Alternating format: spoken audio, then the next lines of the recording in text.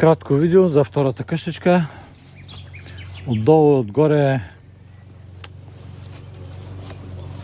хваната, затворена. Тук горе е дупката, 3,5 см. Тук има види, винтови, които са по-добри от гвоздите. И на тях са готови в момента хванати тиловети, и които отзад ще се хванат съответно за клона, за дървото. Това ми е втората къщичка, затова съм ги подготвил вече, а не на дървото с това много по-трудно там горе да се увиваш с тези тилове.